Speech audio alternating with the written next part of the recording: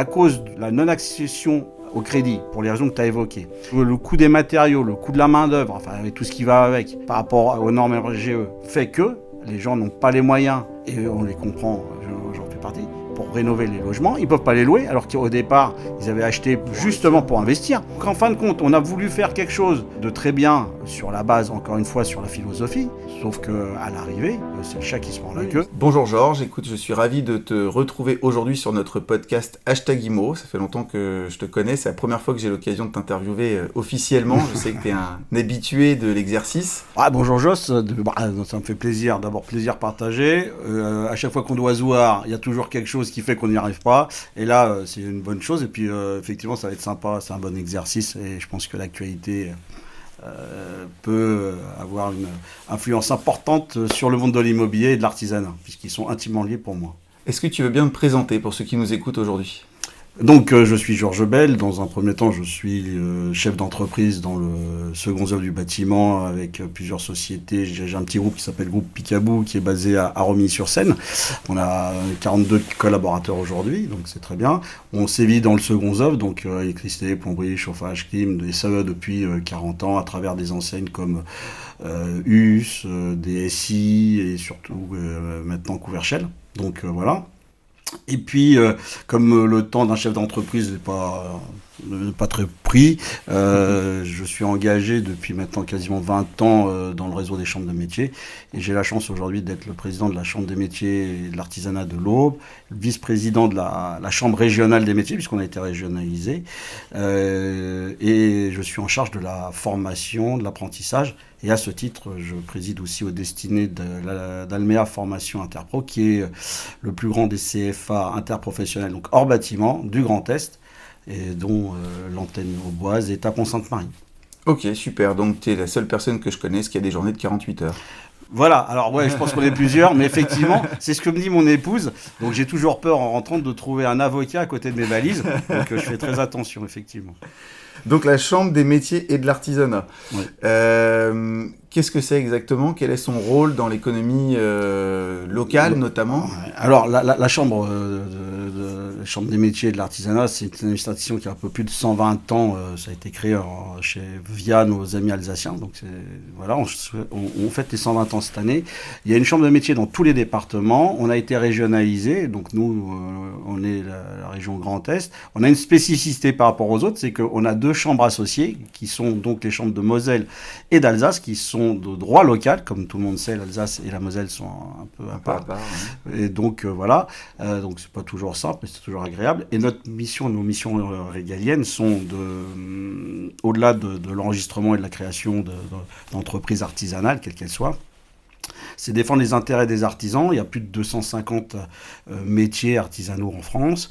On est un service public, hein, donc on assure toute la partie administrative liée au monde de l'entrepreneuriat et à la création reprise. Et on a aussi un bras séculier qui est la formation, puisqu'on accompagne les artisans de leur création d'entreprise jusqu'à leur transmission, en passant donc par la formation. Et en France, le millefeuille administratif est complexe, donc il faut le soutien Donc on accompagne nos artisans et nos commerçants dans leur métier, dans toute vie de leur vie entrepreneuriale. Bon bah écoute, c'est très bien, tu as déjà répondu à ma prochaine question, quel était son rôle exactement à la CMA ? La chambre des métiers et de l'artisanat. Donc le soutien et l'aide à la création d'entreprises des artisans. Voilà. Et le défi, j'ai entendu dire que depuis le Covid, c'était quand même compliqué pour les artisans. Il y a eu des problématiques de marge, notamment avec la remontée des prix qu'on connaît, puisque nous, en tant qu'agent immobilier, quand on chiffre avec les clients les travaux, je peux te dire qu'on les voit, les prix, et puis en tant qu'investisseur aussi, parce que quand c'est l'argent des autres, c'est déjà choquant, mais alors quand c'est le sien, c'est pire. C'est pire. C'est pire, ouais, c'est ça, c'est pire. Voilà. Non, effectivement, alors, c'est une ambivalence. Il faut savoir que cette période Covid, qui est quand même un événement mondial extraordinaire, et dans le mot extraordinaire, c'est vraiment extraordinaire. Extraordinaire. Et il faut revenir quand même à la genèse de cette époque et de ce moment. C'est que qui a fait vivre encore le pays, ce sont les artisans, à travers les boulangers, toute la partie alimentaire, comme les agriculteurs qui ont quand même continué. Donc on a continuer à nourrir la France et à faire vivre la France. C'est quand même les artisans qui ont continué donc à payer la TVA, donc qui ont ramené des subsides, un peu comme tout le monde. Voilà. Aujourd'hui, il y a eu une flambée des prix, c'est très clair, dans le monde du bâtiment encore pire, avec une érosion des marges, ça c'est une chose qui est claire, mixée à un manque de main-d'œuvre. Tout ça fait grimper aussi les taux d'intérêt. Et pour être tout à fait clair, et tu sais que je suis jamais langue de bois, je pense que certains fournisseurs constructeurs ont sucré, ils ont joué sur l'inflation, ils ont là-dessus. C'est vrai qu'au départ, on avait la problématique avec le Covid des importations. Liées entre autres à l'électronique faite en Chine et autres, typiquement dans la clim, 90% de la production mondiale est faite en Chine. Les cartes électroniques, on l'a bien vu, c'est valable pour les smartphones, entre autres. Alors que le local, le volet roulant, c'était devenu.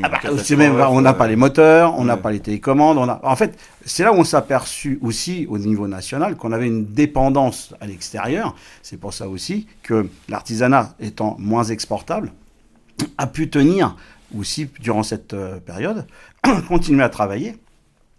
Et c'est quand même l'artisan qui est le commerçant de proximité. Donc, du coup, ça, il y a eu des côtés bénéfiques, des côtés plutôt compliqués et contraignants. Mais aujourd'hui, quand on regarde stricto sensu les chiffres, il y a une progression des inscriptions au registre des métiers. Donc, on a de plus en plus d'artisans. Dans l'Aube, j'ai la chance de représenter un peu plus de 9300 artisans, ce qui représente dans l'Aube 18 000 emplois. Donc, c'est énorme. 21 000, pardon. 21 000. Ouais. Okay. Et cette progression que tu constates, c'est les jeunes ou des reconversions professionnelles? Alors, alors, effectivement, on a plusieurs types. Alors, bon, le statut de micro-entrepreneur et d'auto-entrepreneur facilite les choses. On a une quote-part importante de cette population-là, mais qui sont issus de la reconversion. On voit très bien aujourd'hui le phénomène de reconversion. C'est aussi le troisième effet qui se coule du Covid, où les gens ont pris le temps de réfléchir, ont eu le temps de réfléchir sur ce qu'ils voulaient faire réellement. Et du coup, ça les a amenés à réfléchir. Nous, on voit énormément de reconversion dans le monde artisanal, où les gens font telle ou telle activité en loisir. Et en fait, ils se professionnalisent, ce qui explique pourquoi on a de plus en plus de formations pour tel ou tel métier artisanal, et du coup, il y a de plus en plus d'installations. Donc ça, c'est le côté très positif. Donc là, ça, c'est l'effet troisième. À partir de là, l'auto-entrepreneuriat est important. On ne va pas se leurrer. Tant qu'il est mesuré et encadré, il n'y a pas de problème. Lorsqu'il est dévoyé, on légalise le travail au noir et on fait de la concurrence déloyale. Bon, la loi a évolué, les choses ont évolué positivement pour encadrer plus ça. Donc, on peut que louer cette... Et puis, on a un autre phénomène aussi. La reconversion, la formation, mais on a de plus en plus aussi le phénomène de l'insertion et de l'inclusion. De plus en plus des personnes en situation précaire, on va les chercher. On va les aider au titre par exemple, les bénéficiaires du RSA. On travaille avec, et on a une mission commune avec le département, ouais, effectivement, dont on a fait le bilan la semaine dernière. On peut louer le fait qu'aujourd'hui, on arrive à remettre dans le monde du travail et dans la société, c'est d'abord un effet sociétal, de bénéficiaires du RSA. Et donc là aussi, c'est aussi le rôle d'une chambre de métier. C'est comment, avec les problématiques de pénurie de main-d'œuvre, quelles sont les sources. Et si en plus l'action est sociétale, alors là c'est encore mieux, puisqu'on remet de l'humain et c'est quand même très très bien. Oui, parce que l'artisanat, en plus, moi je le vois au travers du spectre de l'immobilier, donc forcément je pense aux artisans du bâtiment, mais ça couvre un spectre très très large de compétences et de métiers, et donc si, comme tu dis, on est passionné par quelque chose, on retrouve dans l'artisanat forcément tout à fait, chaussures à son pied, si je peux dire. Alors justement, c'est marrant que tu dises chaussures à son pied, parce que j'allais te donner l'exemple des cordonniers. On a de moins en moins de cordonniers, mais globalement, puisque les grandes surfaces et tout. Mais par contre, aujourd'hui, pas très loin de tes bureaux, on a David Royer, qui est un cordonnier reconverti et qui travaille à l'ancienne. Et aujourd'hui, comme Adoum, en plein cœur de Troyes, qui a du mal à vendre la structure, mais on est en passe de réussir, qui ont du savoir-faire, et les gens retournent puisque une chaussure à 20 balles, sans péjoratif, il n'y a pas de jugement de valeur, mais à 20 euros, quand un topi coûte 15, on va pas la réparer. Bon, aujourd'hui, on s'aperçoit que les gens préfèrent consommer mieux et dans la durée et durable. Donc, et ce sont des métiers où il n'y a qu'un seul organisme de formation qui est en Bretagne. Donc, comment on alimente toute la France avec ça. Donc, c'est un CFA qui appartient justement à la Chambre régionale de Bretagne. Bon, je t'ai fait une passe sur le métier de cordonnier, mais c'était pas préparé. Non, c'était pas préparé. Non, mais j'allais en parler parce que en plus c'est ton voisin, donc et il a du mal à recruter. Et, alors, c'est ce qui est bizarre. Donc, il y a plus d'artisans, oui. mais il y a des difficultés à recruter. Oui. Et tu me dis, l'autre cordonnier, il souhaite vendre, et c'est un petit peu complexe, ça prend du temps. Donc, en fait, on a du mal à recruter, on a du mal à vendre les structures, donc à trouver des repreneurs. Donc en fait, c'est ce phénomène, permets-moi d'aller jusqu'au bout de ma réflexion, mais si je comprends bien, ces gens se mettent en indépendant, donc en auto-entreprise, donc ce qu'on appelle aussi les solopreneurs, travaillent en fait avec leur propre chantier et leur propre notoriété uniquement, et puis généralement un artisan qui travaille bien, il est recommandé. Ça se fait, ça se fait, le bouche à oreille. Voilà. Et donc les entreprises de l'artisanat sont les plus impactées parce que finalement elles trouvent plus de salariés et elles trouvent plus de patrons. Oui, c'est quand même hallucinant. Et c'est un phénomène national, c'est pas propre à l'Aube ou une ville comme Troyes. C'est-à-dire qu'aujourd'hui, quelle que soit l'activité, artisanale ou pas, on n'arrive pas à mettre en phase l'offre et la demande. On a 7,4% de chômeurs. On a des sociétés, des entreprises et des métiers en tension. On a de plus en plus de formations. On peut, grâce à la loi de 2018, ouvrir des centres de formation, quels qu'ils soient. Tu en as ouvert un avec tes compétences dans ton domaine d'activité. Et donc, c'est très bien. Ça te permet, toi aussi, d'avoir ton propre vivier, tout ça. Et malgré tout, tu me disais en introduction que il te manquait 3 ou 4 personnes. Moi, dans mes entreprises, il me manque encore 4 personnes alors qu'on est 42. On a la chance d'avoir des carnets de commandes qui sont plutôt pleins, mais on n'arrive pas à réaliser. Et on est en tension partout. Et cette tension générale, alors si je rajoute la torpeur avec le temps, où on n'a pas vu un brin de soleil depuis des semaines et des mois, fait que y a des tensions partout. Et on voit bien dans la relation avec l'autre. Donc, on n'arrive pas à résoudre l'équation offre-demande, alors que dans les deux cas, moi je rencontre beaucoup de gens qui me disent j'ai besoin de main-d'œuvre et des gens qui me disent j'ai besoin de travail. Et j'arrive pas à faire le lien. Et donc, ce statut d'indépendant, je reviens dessus parce que nous, on a construit nos agences immobilières avec et la partie activité de courtage et gestion de patrimoine avec des indépendants. C'est-à-dire que les fonctions support, évidemment, l'administratif, le marketing, les gestionnaires, puisqu'on fait la gestion locative, sont évidemment des salariés. Mais la partie commerciale, c'est-à-dire les agents immobiliers, les agents commerciaux qui vont sur le terrain ou les mandataires en crédit ou en assurance, sont des indépendants. Et donc, c'est un statut qui attire de par la liberté d'organiser son temps, l'absence de plafond. Être son propre chef, entre guillemets, et puis il n'y a pas de plafond. L'absence de plafond de rémunération, et puis... mais ni en haut, ni en bas. Voilà, et puis la possibilité aussi, en effet, c'est ce que j'allais te dire, de travailler moins pour se concentrer plus, par exemple, sur sa vie personnelle. Tu parlais du Covid, c'est quelque chose qui a aussi beaucoup recentré les gens autour de la famille, autour du sport, autour de soi. Du bien-être, en fait. Aujourd'hui, moi, quand je recrute, on ne me demande pas qu'un salaire. On me demande qu'est-ce que je fais pour lui ou pour elle à côté, pour qu'elle soit la personne soit dans un bien-être tant au travail que dans sa vie personnelle. Alors ça va se traduire, par exemple, dans mes entreprises, par le travail sur 4 jours. Ça va se traduire par des avantages autres en nature. En fait, on recrée un environnement. Et le fait qu'aujourd'hui, on ait de plus en plus de personnes qui se lancent, d'abord parce que le statut le permet et à moindre risque, puisqu'on peut rester salarié et continuer à vivre normalement. Dans l'immobilier, c'est pareil. Il n'y a pas de plafond, ni en bas, ni en haut. Donc on s'organise. Si on veut gagner beaucoup, on travaille beaucoup. C'est juste en engagement, exactement. Ce statut-là, tant qu'il n'a pas été dévoyé, c'est nickel. Enfin, je veux dire, l'idée de base est bonne, sans faire de politique, puisque c'est Sarkozy qui l'avait lancé. Après, ça a été dévoyé. Et du coup, on a dû le législateur a dû tout recadrer et c'était autant plus vrai dans le bâtiment. C'est pas parce que j'y appartiens, mais c'est vrai. Le travail au noir a toujours existé. Mais là, on légalisait quelque part en autorisant des gens à aller voir des clients en lieu et place. Pas toujours de manière très heureuse, ça n'empêche que certains ont beaucoup de talent et travaillent très bien, mais ce n'était pas la grande majorité à ce moment-là. Puis à l'époque, ils n'avaient pas d'obligation d'assurance. Donc moi, je me mets à la place d'un client, ou toi qui es gestionnaire, tu fais intervenir ce type de personne, il n'a pas une assurance décennale, à l'époque c'était ça, aujourd'hui c'est plus vrai. Quid du dégât des eaux qu'il a provoqué, hein. Donc voilà. Donc oui, maintenant, on a quand c'est même très très cadré. Voilà, mais le statut, moi je suis pour, hein, attention, qu'on soit bien clair. D'abord, je suis pour la libre entreprise. Chacun peut réguler et juguler son boulot. Il est clair aussi que il faut un encadrement, il ne faut pas faire n'importe quoi, mais on a cette dichotomie entre l'offre et la demande. C'est très clair. Et donc, au sujet justement du cadre administratif et donc des assurances, etc., il y a quelque chose qui revient beaucoup sur les artisans du bâtiment, c'est cette notion de RGE ou pas. Je pense que ça fait le lien en fait avec la problématique actuelle de l'immobilier. De l'immobilier, oui, tout à fait. Ouais. Ah bah, les passoires thermiques, hein, je pense que c'est sur exactement. le sujet où tu vas aller.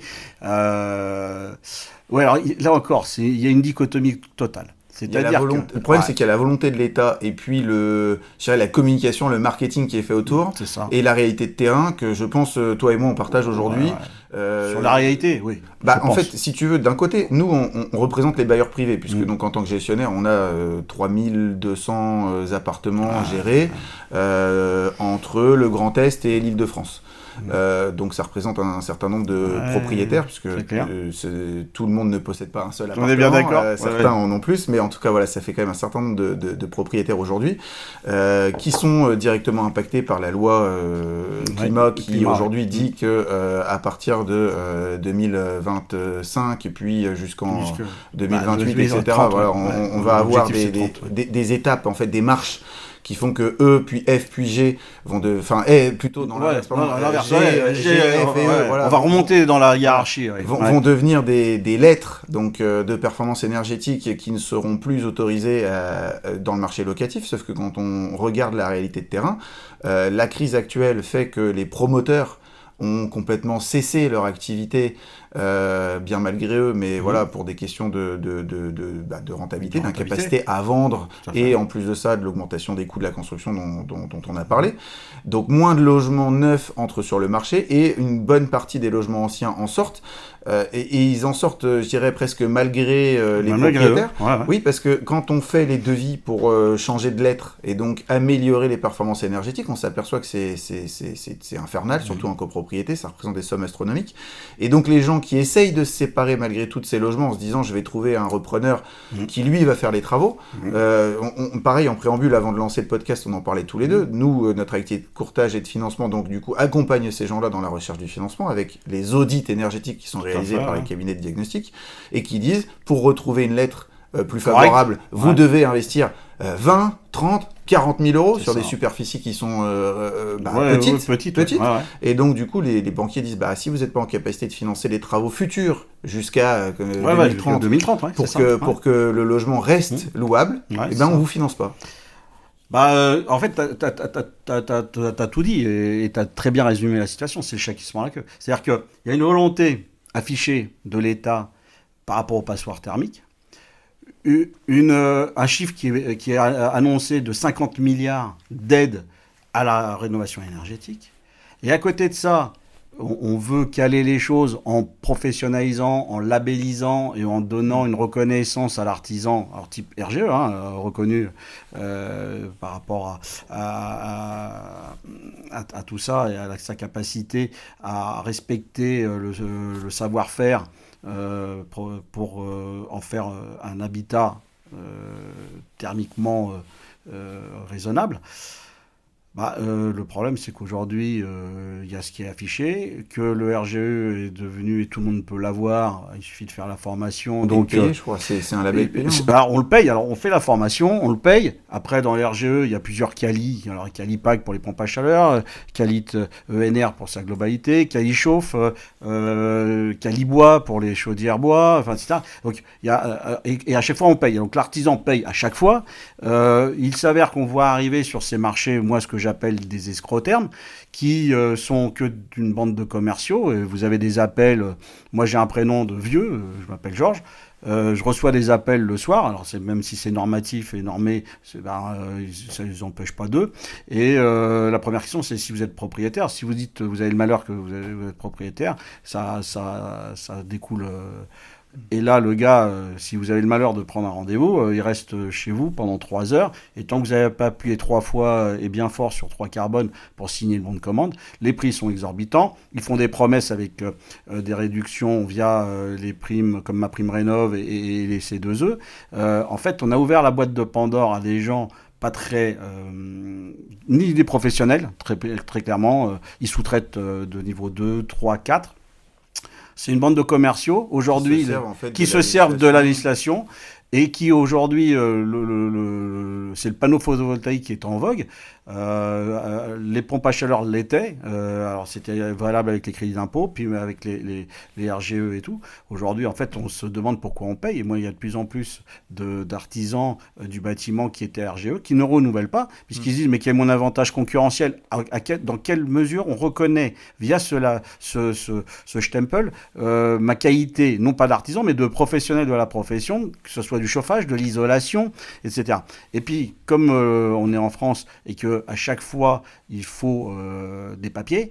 On est à un millefeuille administratif tel que les structures artisanes, c'est 2 à 4 personnes. Et généralement, c'est le conjoint ou la conjointe collaboratrice qui fait les papiers. Et quand on commence à faire des dossiers RGE, quand on fait pour ma prime rénov et tout, à la fin, oui, parce qu'en plus, on peut avancer l'argent. Enfin... C'est devenu une usine à gaz là où ça devrait être bon. Et en fait, tout ça a été pensé, comme ce que tu disais, pour améliorer l'habitat. Or, aujourd'hui, les chiffres sont éloquents. Il y a une baisse vertigineuse dans la construction neuve de moins 52% au niveau national. C'est vrai aussi chez nous dans le département, c'est moins 51%. C'est énormissime. Mais en plus, on a la même chose dans la rénovation. Dans le département, on a énormément de patrimoine bâti, mais à cause de la non-accession au crédit, pour les raisons que tu as évoquées, le coût des matériaux, le coût de la main-d'œuvre, enfin, et tout ce qui va avec, par rapport aux normes RGE, fait que les gens n'ont pas les moyens, et on les comprend, j'en fais partie, pour rénover les logements. Ils ne peuvent pas les louer, alors qu'au départ, ils avaient acheté justement pour investir. Donc, en fin de compte, on a voulu faire quelque chose de très bien sur la base, encore une fois, sur la philosophie, sauf qu'à l'arrivée, c'est le chat qui se mord la queue. Ça fait un peu comme à l'époque où la remontée de taux faisait qu'il y avait le taux d'usure en haut qui ne devait pas être dépassé. Voilà, c'est ça. Voilà, on est pris en effet ciseaux. Voilà. Là, c'est un peu la même chose. C'est exactement la même chose. On ne peut plus louer. C'est ça. Et on ne peut pas payer la rénovation. C'est ça. Donc, on se retrouve avec un bien qu'on va laisser de plus en plus insalubre. Ou qu'on va brader. Et qu'on va brader. Avec, voilà. Alors, tant mieux pour ceux qui pourront se le permettre. Encore une fois, c'est pas le sujet. Le sujet, c'est qu'on nivelle tout par le bas.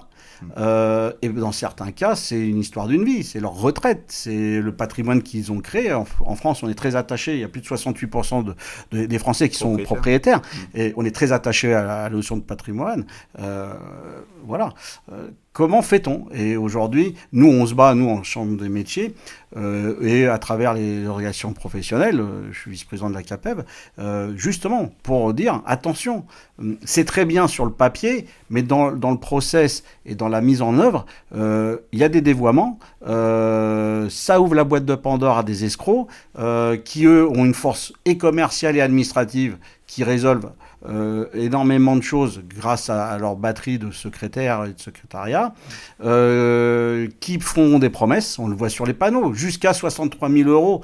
En gros, la personne pense que ça d'aide, que ça va rien lui coûter. Quand on vous dit votre isolation pour 1 euro, votre pompe à chaleur pour 1 euro, quand on sait que ça vaut déjà 10 000 balles, 1 euro, il va falloir lui expliquer. Et puis il y a des critères.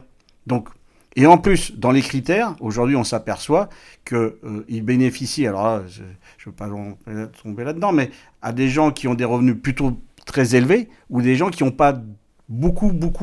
Donc ça veut dire que sur la tranche moyenne, qui est quand même ceux qui sont d'un côté majoritairement les clients, c'est un ventre mou.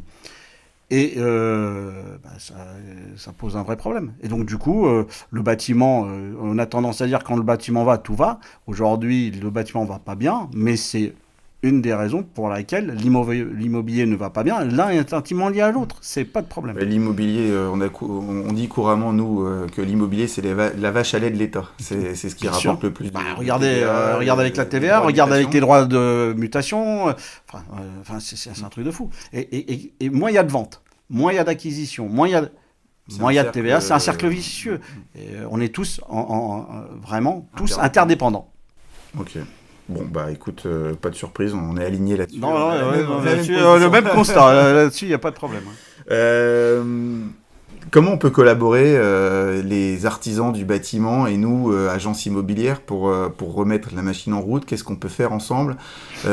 Si je t'expose une de nos problématiques, ou deux, on va dire. La première, dans la partie gestion locative. Ouais. Aujourd'hui, on a un parc de logements qui sont occupés par des locataires avec tout ce qu'on connaît d'aléas, notamment, tu as parlé du dégât des eaux tout à l'heure, qui est le représentant principal. Ouais, c'est ça. Mais il y a la maintenance, je pense que c'est là-dessus que tu veux aller. Voilà, exactement. Et donc nous, notre sujet, on change de locataire, on change, on a un système de chauffage à changer, on a ce fameux dégâts des eaux ou peu importe. À chaque fois, il faut faire intervenir un artisan. L'artisan aujourd'hui, il est sursollicité pour les quelques-uns qu'on connaît et dont on connaît la qualité de travail.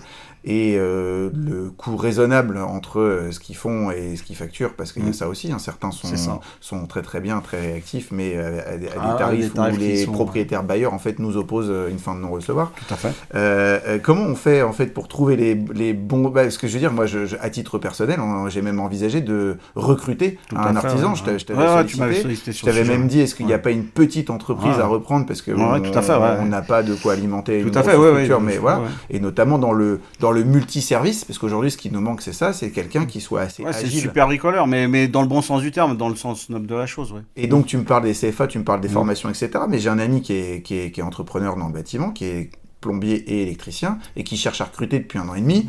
Il a fait 1 ou 2 essais malheureux avec des personnes qui, finalement, celles qui sont sur le marché de l'emploi, sont pas toujours les meilleures surprises.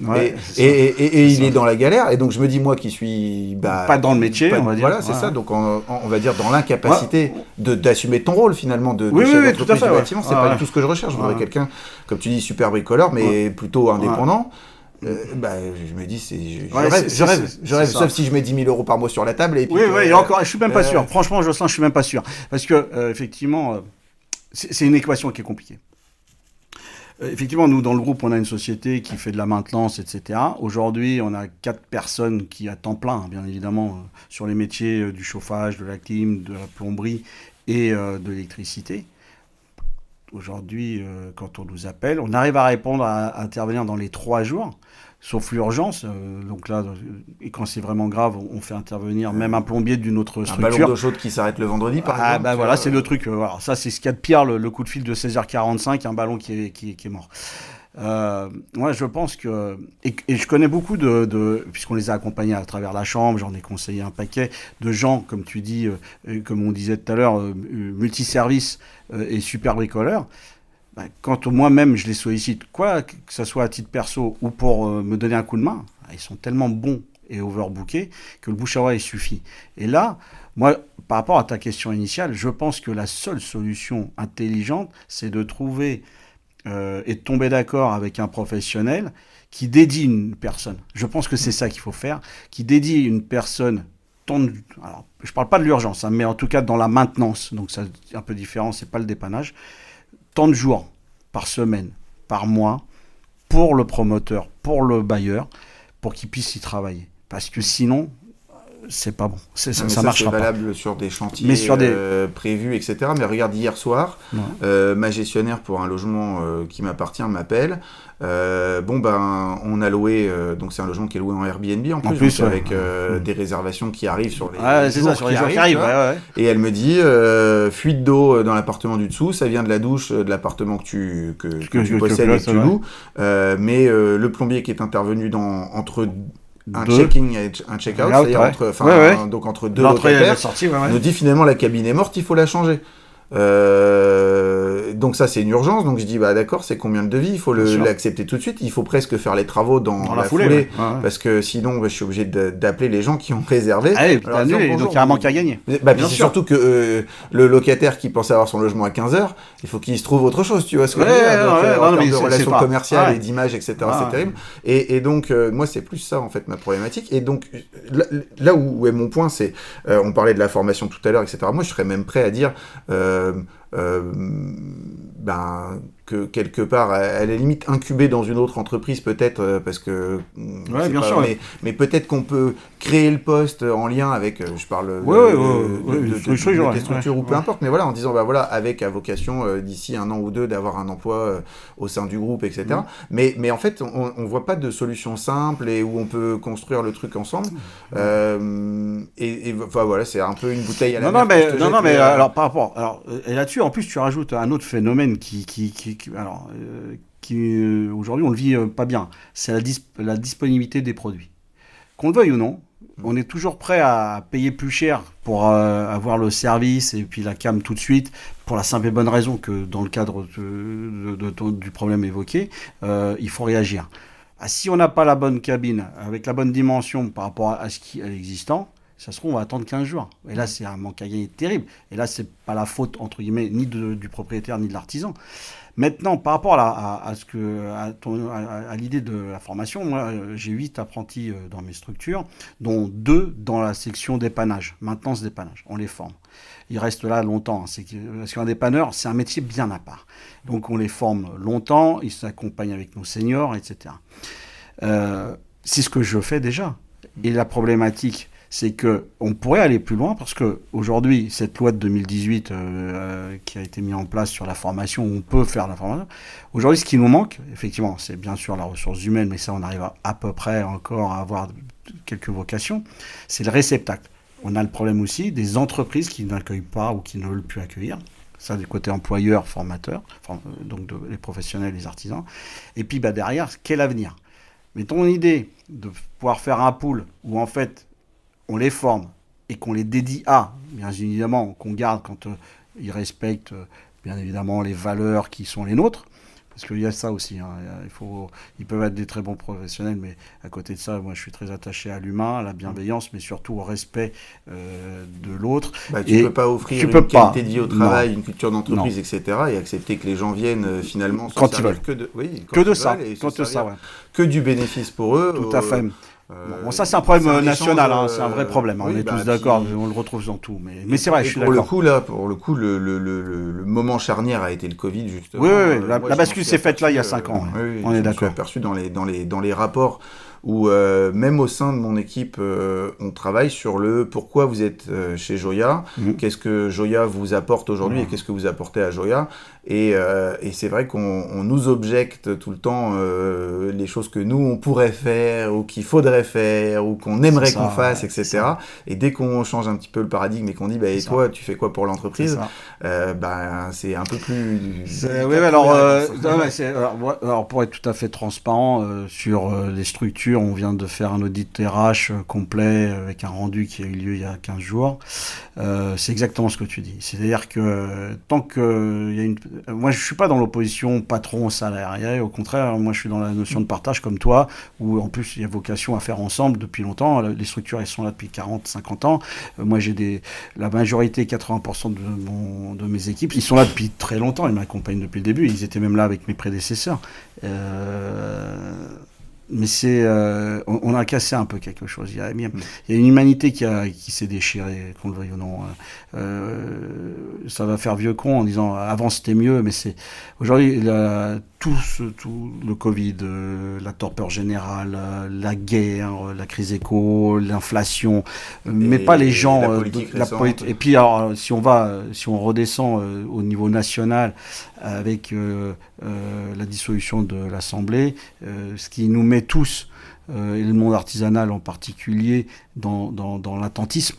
Alors, il y a un côté positif, c'est que les textes qu'on pouvait objecter sont tombés à l'eau. Ça, c'est le côté positif, c'est vrai dans la formation et autres. Mais n'empêche que ça nous donne encore moins de visibilité.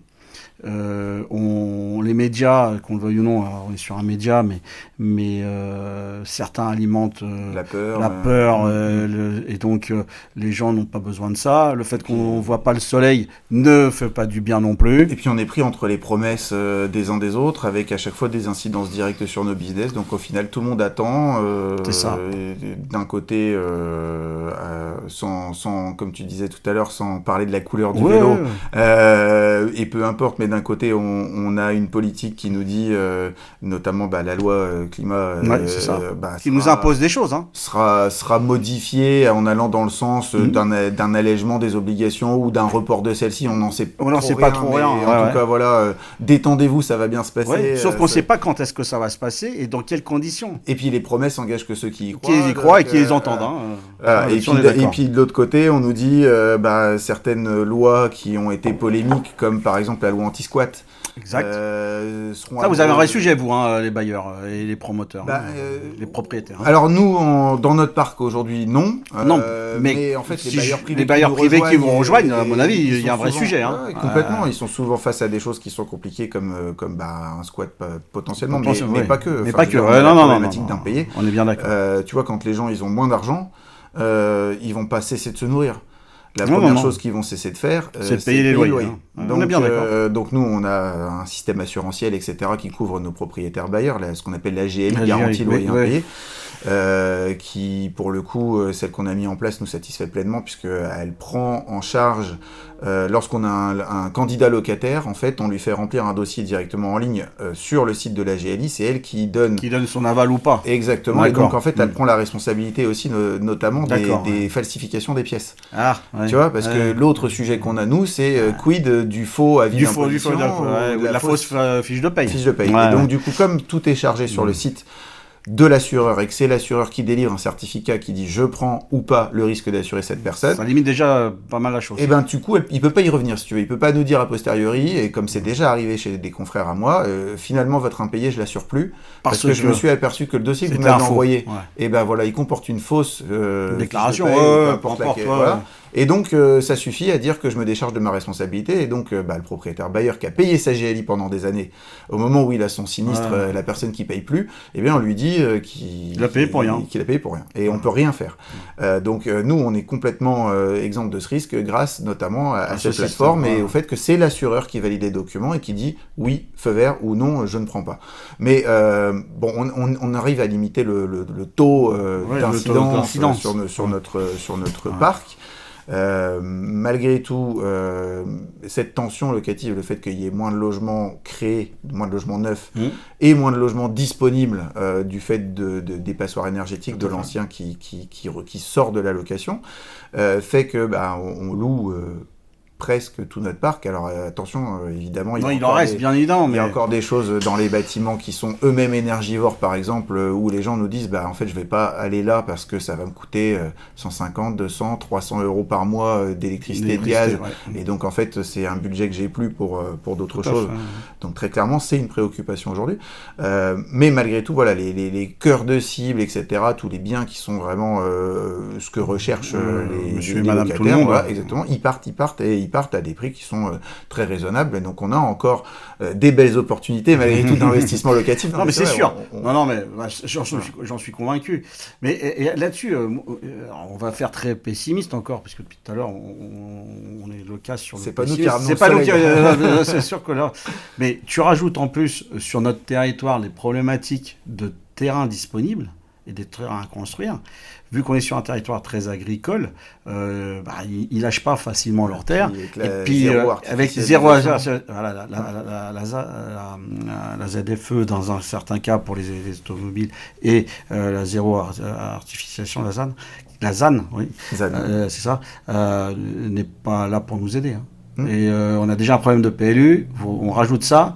J'ai reçu ici Valérie Denis, que tu connais, qui est adjoint au maire et vice-président du conseil départemental. Voilà, et notamment en charge de l'urbanisme.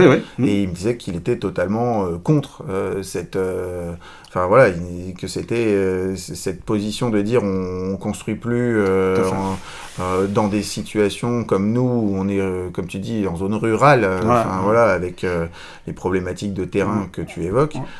C'était se tirer une balle dans le pied. Et bien en plus, pour compléter ce que disait Valérie, c'est qu'en plus, on est le département du Grand Est qui a un solde migratoire positif. C'est-à-dire qu'il y a plus de gens qui viennent chez nous qu'ils n'en partent.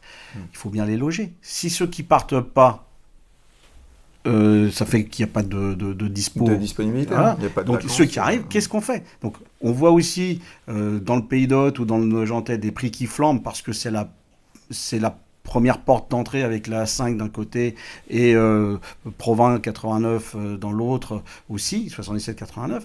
Donc avec tout ça, on n'arrive pas à construire. Il y a un solde positif, on peut que s'en réjouir. Ça veut dire qu'il fait bon vivre chez nous, qu'on soit bien clair. Je veux dire, là pour le coup, on peut remercier les politiques locales aussi qui ont mis en place des choses pour attirer des entreprises. Évidemment, on voit avec l'arrivée de grandes marques, de grands groupes, et la facilité qu'il y a aussi de circuler. D'abord, on a un réseau autoroutier qui tient la jauge, on a une vraie volonté politique. Ça a été critiqué, mais aujourd'hui, on voit bien le résultat. Tout n'est pas parfait et de toute manière j'aimerais pas être à leur place parce que quoi qu'on fasse on est critiqué. Donc non, on a énormément d'avantages, on a énormément d'atouts, on a sur notre territoire à tous les niveaux, il y a du talent, il y a de la solidarité, il y a du bien-être, il y a de la volonté, mais on est confronté à la stupidité de certaines lois qui sont antinomiques avec une réalité opérationnelle, terrain, et qui ne sont pas forcément adaptées à un territoire comme le nôtre. Est-ce que tu aurais quelque chose de positif à nous dire pour amener tranquillement la conclusion de cet épisode? Oui, non, en fait, on a dressé un tableau qui est plutôt réaliste. Il faut pas non plus, on n'est pas là pour dire que tout va bien, c'est pas le monde des bisounours. Maintenant, moi, j'ai toujours foi en l'homme. Et on a prouvé, puisque une des plaques tournantes de notre conversation était sur le Covid. On a pu voir, et c'est la force des artisans, si je dois recentrer le débat, c'est qu'ils sont résilients. Et on l'a prouvé pendant cette période très difficile. La résilience est importante, elle doit être. Donc, à mon avis, oui, on est un peu encore dans les tourments. Oui, on est dans les incertitudes. Les décisions politiques qui nous échappent ont été prises. On doit les assumer. C'est quelle est la place d'atterrissage? Mais on a toujours eu, et notre territoire est flagrant et à cette qualité-là, je parlais de solidarité. C'est un petit territoire, on est 316 000, on se connaît quasiment tous. Les acteurs économiques travaillent tous ensemble. On peut louer le fait que les trois consulaires travaillent ensemble, qu'on travaille avec le conseil départemental, qu'on travaille avec TCM, tout le monde travaille pour le bien-être global. Ça se voit pas forcément, les gens ne comprennent pas, après, il est toujours plus facile de juger quand on n'est pas en opérationnalité, mais tout ça me fait dire que ce n'est qu'un mauvais moment à passer, que les richesses humaines et territoriales et les projets, on voit quand même encore une fois, beaucoup de projets qui s'installent dans l'Aube. Donc, on attire. Maintenant, c'est comment on met tout ça en musique, tous ensemble, pour que on sorte un peu de cette torpeur. Donc non, moi, je suis un éternel optimiste, comme mon ami Laurent Vittenet. Pour ça que Just One Life, on en était à l'origine. Mais au-delà de tout ça, c'est vrai qu'on ne peut pas se laisser abattre. Donc... Donc, si vous voulez devenir artisan... c'est le moment ou jamais. C'est le moment ou jamais. C'est ça, venez à la Chambre des métiers, on vous accompagnera. Et puis, si vous voulez devenir agent immobilier ou mandataire dans la gestion de patrimoine, c'est pareil. C'est pareil, ils accueilleront de la même manière, voilà, avec le même enthousiasme, la même volonté et surtout beaucoup de bienveillance des deux côtés. Ok, écoute, en tout cas, c'était très sympathique cet échange avec toi. Je te remercie de t'être libéré. Je te rends à tes obligations. Oui. Oui, c'est pour ça que j'ai mis une belle cravate, ou je ne sais pas si elle est belle, mais en tout cas une cravate, parce que j'ai un rendez-vous ministériel juste derrière. Super, merci Georges, et puis à bientôt. À bientôt Jocelyn, avec grand plaisir.